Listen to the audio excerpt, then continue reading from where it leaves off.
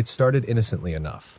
Jenny and her husband Mark had just moved into their quaint suburban home, a perfect place to raise their toddler, Ella. The neighbors seemed friendly, waving as they unpacked boxes and settled in. But one neighbor stood out, an older man named Mr. Grayson, who lived alone in the weathered ivy-covered house next door. The first time Jenny saw him, he was trimming the hedge that separated their properties. His eyes, pale and sunken, followed her movements with an intensity that made her skin crawl. Still, he waved politely, and she returned the gesture, though she felt uneasy. Something about the way he lingered, staring at Ella playing on the lawn, sent a shiver down her spine. The oddities started small. Jenny often heard faint tapping at the window late at night. Assuming it was branches in the wind, she dismissed it. Then came the garden tools. Mark's shovel and rake disappeared, only to reappear days later, leaning neatly against the hedge. A coincidence, perhaps. But things escalated quickly. One evening, as Jenny was putting Ella to bed, she glanced out the window. There, just beyond the hedge, she saw Mr. Grayson standing still, his face partially obscured by the overgrowth. His head tilted at an unnatural angle, as if listening to something only he could hear. Jenny froze, heart pounding, but he turned and shuffled back toward his house before she could react. The next morning, Mark brushed off her concerns. "He's just an old man," he said. "Probably lonely. Don't overthink it." But Jenny couldn't shake the feeling that they were being watched. She began noticing muddy footprints near their back door. One night, Ella woke up screaming, pointing at the dark corner of her room. "The man!" she cried. "He's watching me!" Jenny searched every corner of the house but found nothing. Still, she started locking every door and window obsessively. Mark tried to calm her, but even he couldn't explain why the security cameras they installed kept glitching every time they faced Mr. Grayson's property. One particularly stormy night, Jenny was jolted awake by a loud bang. She rushed downstairs, thinking a branch had hit the house, but stopped dead in her tracks when she saw the back door wide open, swinging in the wind. The locks were shattered. In the kitchen, a muddy trail led straight to Ella's room. Panicking, she sprinted upstairs, screaming for Mark. They burst into Ella's room together, finding her bed empty. Jenny let out a gut-wrenching scream, but then they heard soft whimpering. They turned to see Ella crouched in the closet, trembling. "The man," she whispered, tears streaming down her face. "He said he'd take me away." Mark grabbed a baseball bat and stormed outside, yelling Grayson's name into the darkness. Jenny dialed 911, her hands shaking so badly she could barely hit the numbers. The police arrived quickly and searched Mr. Grayson's house, but it appeared empty. What they found in his basement, however, was worse than anything Jenny could have imagined. Walls covered in photographs of Ella, taken through the windows and backyard over weeks, perhaps months. Small toys and belongings from their home were lined up neatly on shelves, as if he had been collecting trophies. A decrepit cot lay in the corner, ropes tied to its frame. The officers assured them that they'd put out a warrant for Mr. Grayson's arrest, but he was nowhere to be found. His house was sealed off, but the feeling of dread lingered. For weeks, Jenny couldn't sleep, jumping at every sound. Ella refused to go near windows, and Mark took to sleeping with the bat by his side. Months passed, and life slowly returned to a fragile normalcy, until one morning when Jenny stepped outside to fetch the mail. There, tucked inside the box, was a single Polaroid. It was a picture of Ella sleeping peacefully in her bed, taken the night before. Jenny dropped the photo, her knees buckling beneath her. The nightmare wasn't over. Mr. Grayson was still watching. This story combines suspense and creeping dread, leaving readers with a chilling sense of unease. Story number 2. The old woman moved in 2 weeks after the for sale sign came down at the house across the street. Her name was Mrs. Whitlock, and from the moment she arrived, the air in the neighborhood felt heavier. Jenny, a young nurse who lived alone in the small bungalow next door, noticed the oddities almost immediately. Mrs. Whitlock's house had been dark and lifeless for years, but now pale light filtered through the curtains every night. Yet no one ever saw her during the day. Her house sat shrouded in gloom, the lawn overgrown, the windows coated in grime. Sometimes Jenny would catch glimpses of her through the window, thin and stooped with wispy gray hair, but only at odd hours, always moving slowly like a shadow. The first time Jenny saw her up close was at midnight. She was coming home late from a shift when she spotted Mrs. Whitlock standing at the end of her driveway, staring up at the moon. Jenny rolled down her car window to say hello, but Mrs. Whitlock turned her head sharply, her pale, milky eyes locking onto Jenny's. Her mouth twisted into a grin so wide it seemed unnatural. "Nice night, isn't it?" she croaked, her voice gravely and uneven. Jenny, suddenly uneasy, mumbled a polite reply and hurried inside. She watched from her window as Mrs. Whitlock shuffled back to her house, her head twitching strangely with each step. The disturbances began soon after. At night, Jenny would hear scratching noises on her walls, faint but persistent. She told herself it was raccoons or rats, but the sound followed her no matter which room she was in. Once, she found her garden gate open, swinging slightly in the breeze, though she was sure she'd locked it. Another night, her porch light flickered and went out just as she reached the door. It wasn't until the third week that things turned sinister. Jenny was awoken at 3 a.m. by a loud, rhythmic knocking. It was coming from her front door. Heart pounding, she crept downstairs and peeked through the peephole. No one was there, yet the knocking continued, steady and unrelenting. Jenny threw on the porch light, and the knocking stopped instantly. She opened the door to find nothing but the cold night air. As she stepped outside, she noticed something on her doormat. A dead bird, its neck twisted at an impossible angle, its eyes bulging as if in terror. The next morning, she tried to rationalize it. Maybe it was a prank. Maybe an animal had dropped the bird there, but deep down, she knew it wasn't that simple. When she glanced across the street, she saw Mrs. Whitlock standing in her window, watching her, that same grotesque grin stretching across her face. Jenny began avoiding her, but Mrs. Whitlock made it difficult. She would knock on Jenny's door at odd hours, offering strange gifts, a jar of blackened rotting fruit, a small doll made of twisted sticks and string, a handful of rusty nails. Each time she insisted, "For your protection." Jenny would decline, her voice trembling, and Mrs. Whitlock would stare at her for a beat too long before slinking away. One night, Jenny awoke to a strange smell, a sickly sweet odor like decaying flowers. She sat up, heart racing, and froze. Mrs. Whitlock was standing at the foot of her bed. "You didn't take the nails," she whispered, her voice dripping with malice. Her pale eyes gleamed in the darkness. Jenny screamed, scrambling backward, and turned on her bedside lamp. The room was empty, but the smell lingered. The next morning, she found the nails hammered into her front door, arranged in a jagged symbol she didn't recognize. Jenny called the police, but when they visited Mrs. Whitlock's house, they found it empty. Not just empty, abandoned. The house was completely bare, cobwebs clinging to the walls as if no one had lived there in decades. When Jenny insisted that someone had been living there, the officer frowned and said, "Ma'am, we have records showing this house has been vacant for years." Jenny moved out 2 weeks later, unable to shake the feeling of being watched. The last thing she saw before leaving was the house across the street, its windows dark, its lawn still overgrown. But as her car pulled away, she glanced in the rearview mirror. There, in the upstairs window, stood Mrs. Whitlock, her grin wider than ever. Story number 3. Maggie thought the rental was a dream come true, a charming old farmhouse on the edge of a forest, far away from the noise of the city. She was excited for a fresh start, leaving behind a messy breakup and a suffocating urban life. The rent was unusually cheap, but the landlord explained it away. "People just don't like how isolated it is," he said with a shrug. "But if you like your peace and quiet, it's perfect." The first few days were bliss. Maggie spent her mornings sipping coffee on the porch and her evenings curled up with a book. The only sounds, the rustling trees and the occasional hoot of an owl. But as the week wore on, the quiet started to feel oppressive. The house groaned and creaked constantly, and the vast darkness of the surrounding woods felt alive. It began with the footprints. One rainy morning, Maggie stepped outside to grab the paper and noticed muddy prints on the porch. They were bare, human footprints, large and wide, much bigger than her own. Her stomach tightened. She quickly looked around, but saw no one. Shrugging it off as a prank from some local kids, she washed them away and tried not to think about it. But the next night, she heard the tapping. It was faint at first, like fingernails drumming against glass. Maggie froze in bed, straining to hear it. Tap, tap, tap. It was coming from the living room window. Gripping her phone, she tiptoed out of her room, her heart pounding. The tapping stopped as soon as she entered the living room. She flipped on the light, but the room was empty. The curtains were drawn, and she debated whether to peek outside. Summoning her courage, she pulled them back. There was nothing but her reflection in the dark glass. Still, she locked every window and door before retreating to her bedroom.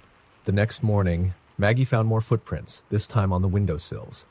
They led around the house as if someone had been circling it, watching. She called the landlord, but he dismissed her concerns. Probably some vagrants. Happens sometimes in these old farmhouses. Just keep the doors locked. That night, Maggie decided to keep a knife by her bedside. The tapping returned, louder this time, moving from window to window. She stayed in her room, her breath shallow, clutching the knife until the first rays of sunlight crept through the curtains. When she finally stepped outside, her blood ran cold.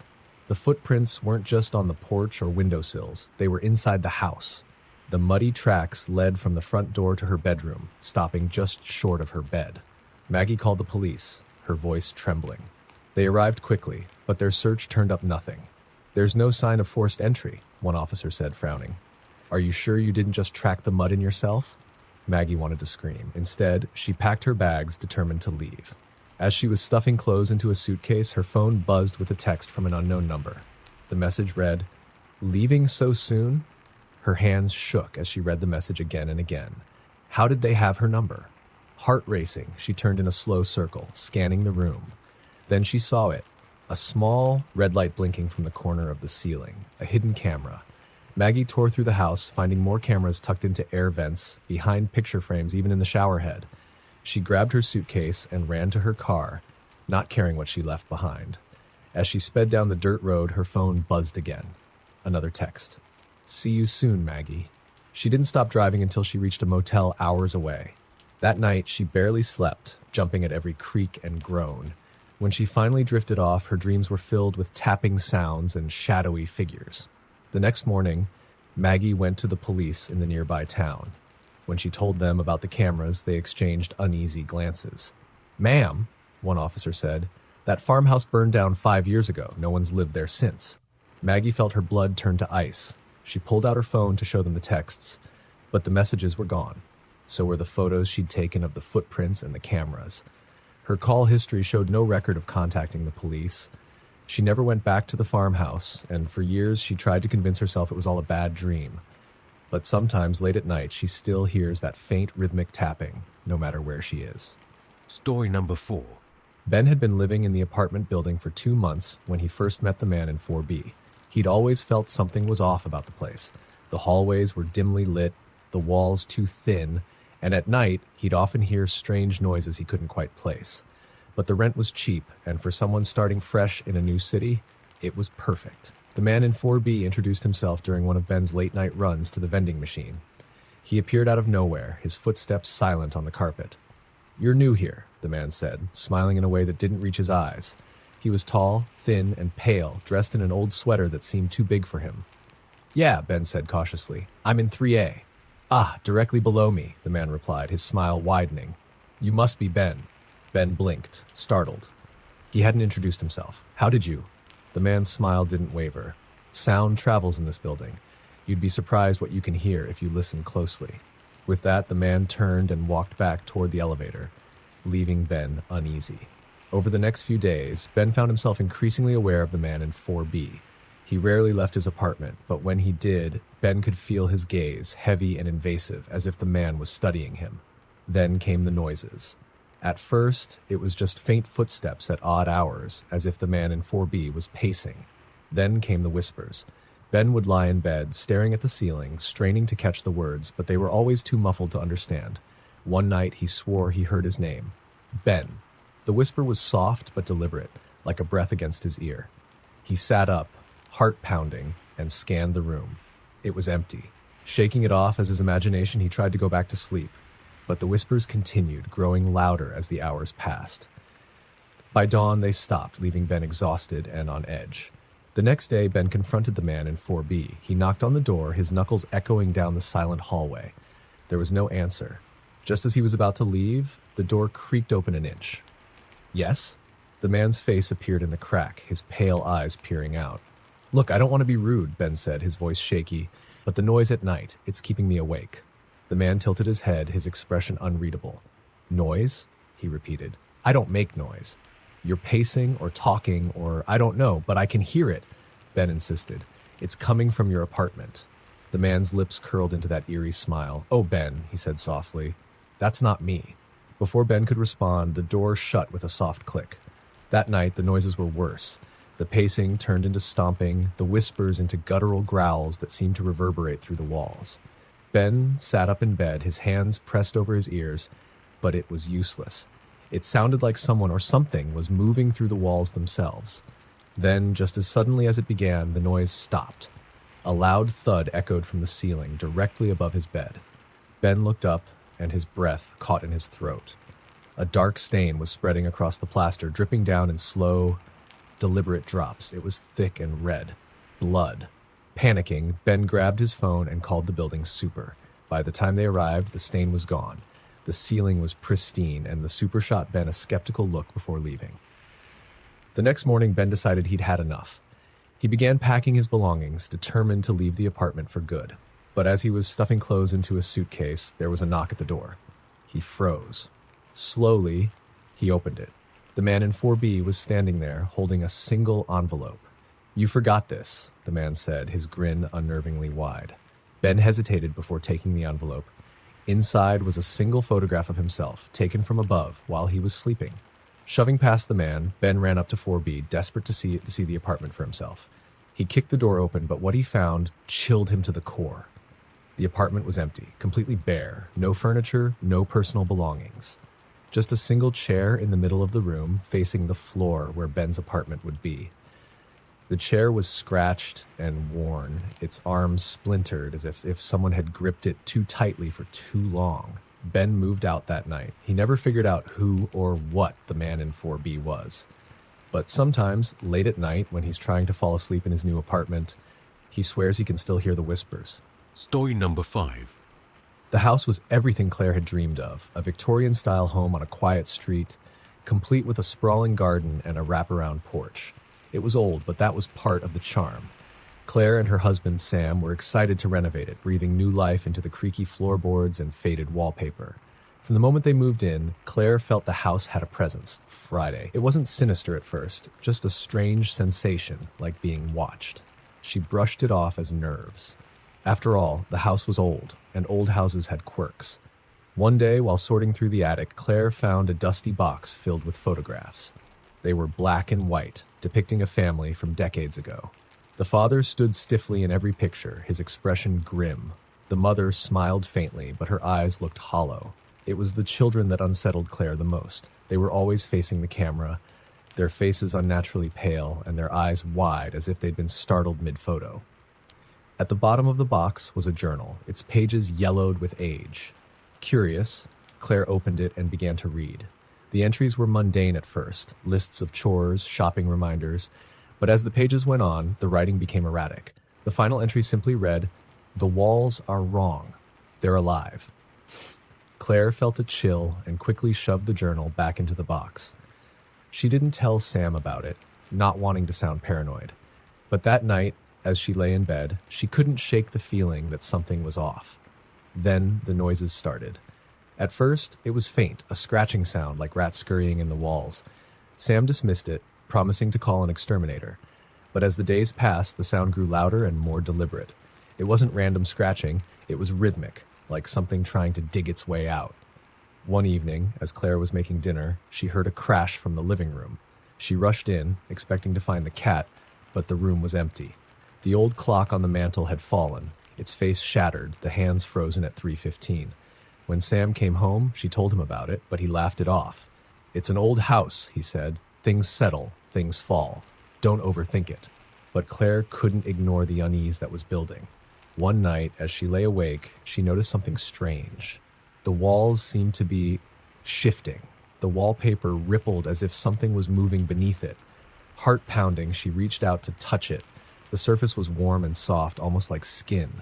She screamed, waking Sam, but by the time he turned on the light, the wall looked normal. He assured her it was a nightmare, but Claire knew better. The walls were alive. Desperate for answers, she returned to the attic and retrieved the journal. She read through every entry, searching for clues.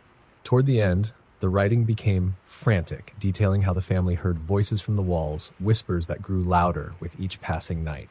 The final pages described a hungry darkness that lived within the house, feeding on those who stayed too long. Claire's hands trembled as she read the last line. "It doesn't want us to leave." The next morning, Claire insisted they move out, but Sam refused. We've barely been here a month, he argued. We can't just leave over some bad dreams and old stories. That night, Claire woke to a strange sound, a low, guttural breathing. She turned to wake Sam but froze. He wasn't in bed. Panic surged through her as she searched the house, calling his name.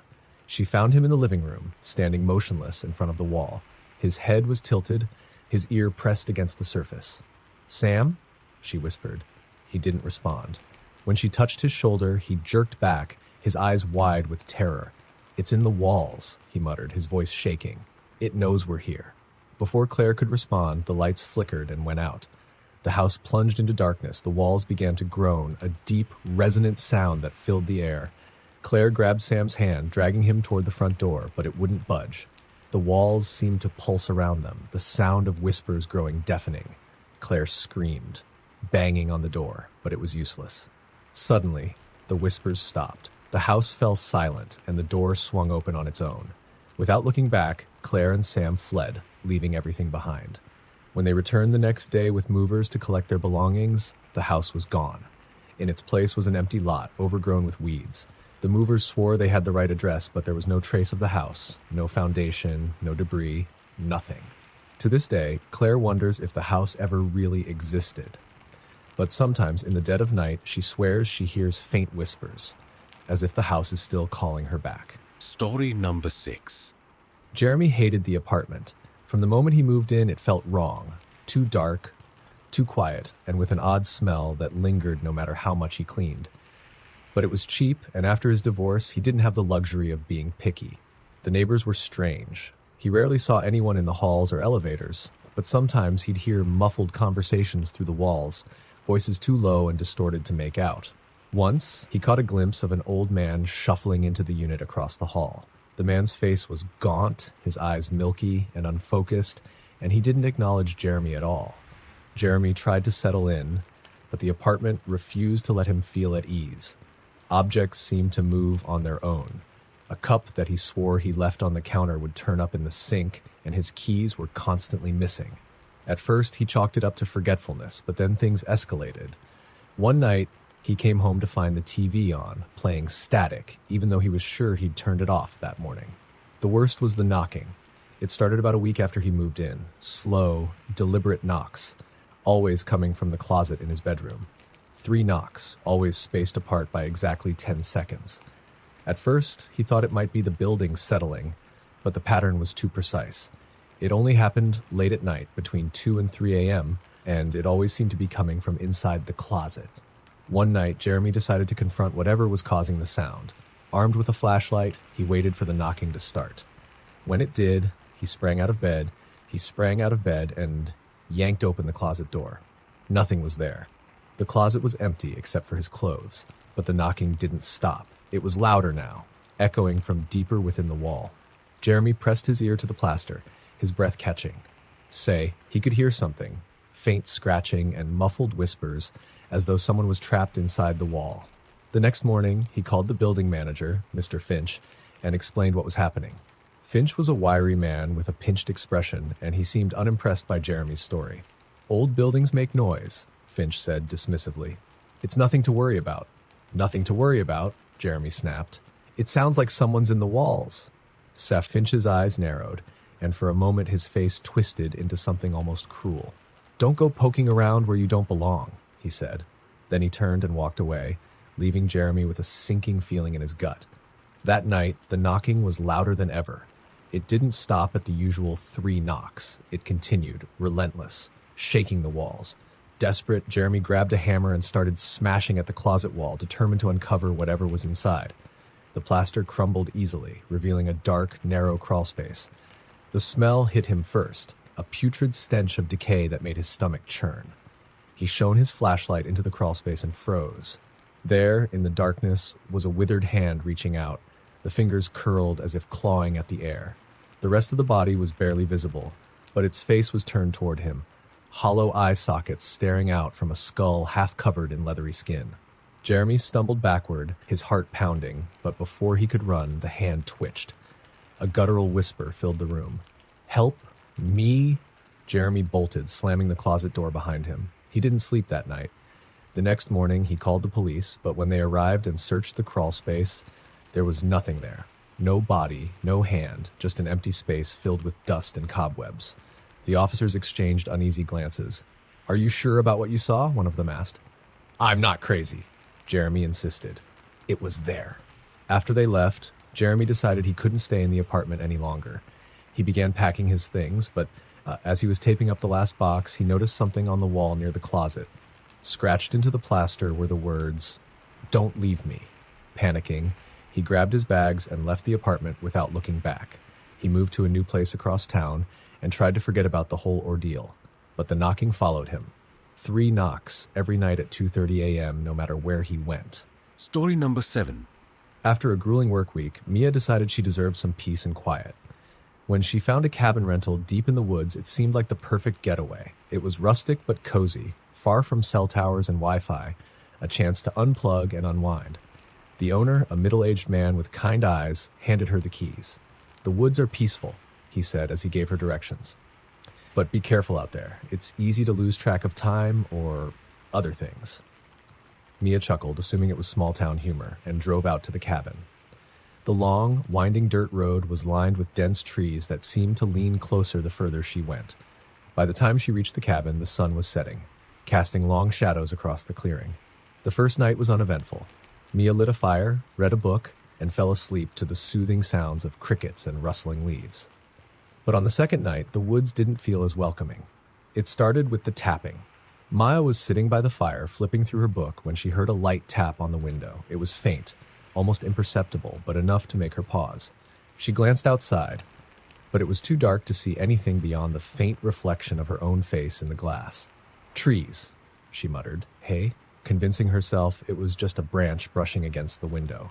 Still, she locked the doors before heading to bed. Around midnight, she woke to a sound, a low, rhythmic knocking. It wasn't coming from the door, but from somewhere deeper inside the cabin. The sound echoed faintly, as if it was traveling through the walls. Mia sat up, her heart pounding. "Hello?" she called out, her voice shaky. The knocking stopped. She grabbed a flashlight and cautiously stepped into the hallway.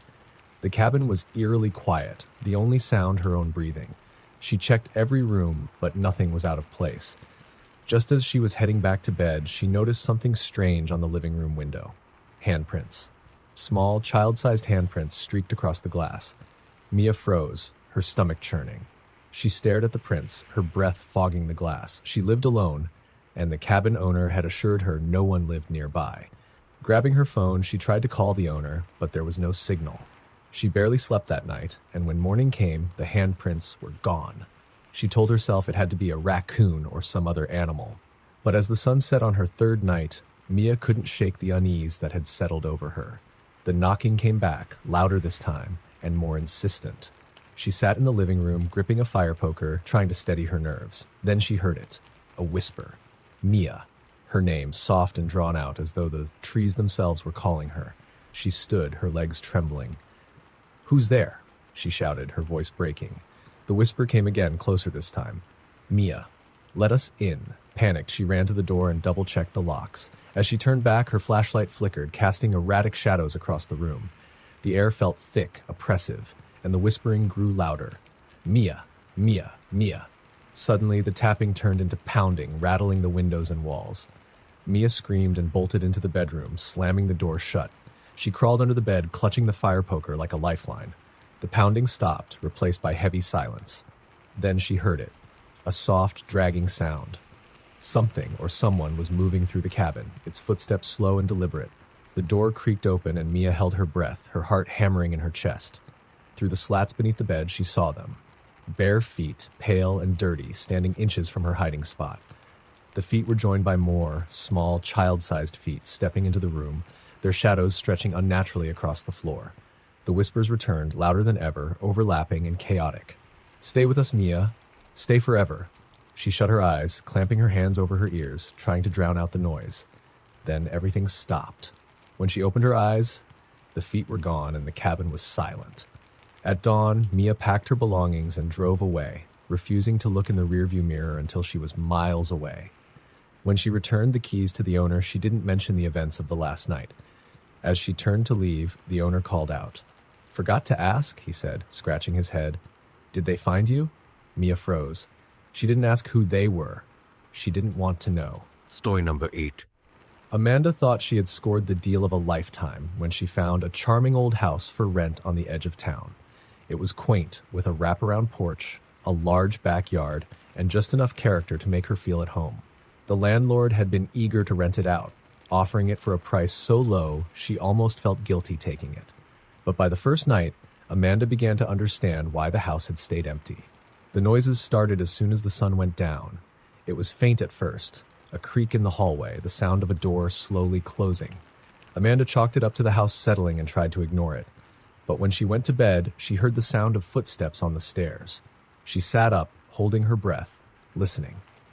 The steps were slow and deliberate, each one echoing through the otherwise silent house. Amanda grabbed her phone, her fingers trembling, and dialed 911. Before the operator could answer, the footsteps stopped. Gathering her courage, Amanda crept to the top of the stairs and peered down. The staircase was empty, the front door locked, and the windows shut tight.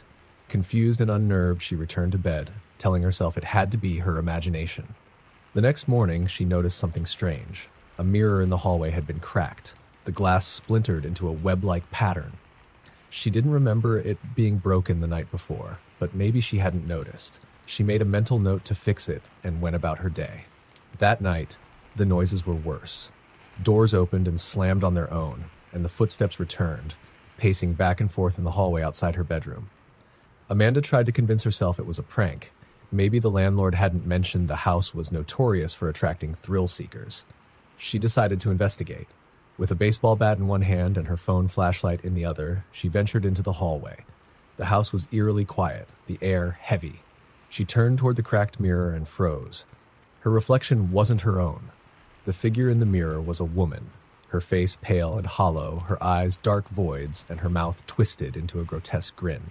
Amanda stumbled backward, dropping the bat, and the reflection moved closer, pressing its hands against the inside of the glass. The cracks in the mirror spread like lightning bolts, and the reflection mouthed two words, "Get out!" Amanda screamed and ran, locking herself in her bedroom. She didn't sleep that night, her eyes fixed on the door as the footsteps resumed, now heavier and faster, pounding up and down the hallway. By morning, she had decided to leave. She packed her things in a frenzy, throwing everything into her car as quickly as possible. But just as she was about to leave, she realized she'd left her phone inside. Reluctantly, she went back in. The house was silent, eerily so, as if it were holding its breath. She grabbed her phone from the kitchen counter and turned to leave, but stopped in her tracks. The cracked mirror now hung on the wall opposite her, its surface reflecting not her, but the distorted, grinning woman. The figure reached a hand toward the glass and began to crawl through it. Amanda dropped the phone and bolted for the door, like her pulse racing. She didn't stop driving until she was miles away, her knuckles white as she gripped the steering wheel. A few weeks later, she returned to town to collect the rest of her things. The landlord met her outside, his face grim. "You didn't stay long," he said, almost accusingly. Amanda hesitated, unsure of how much to reveal.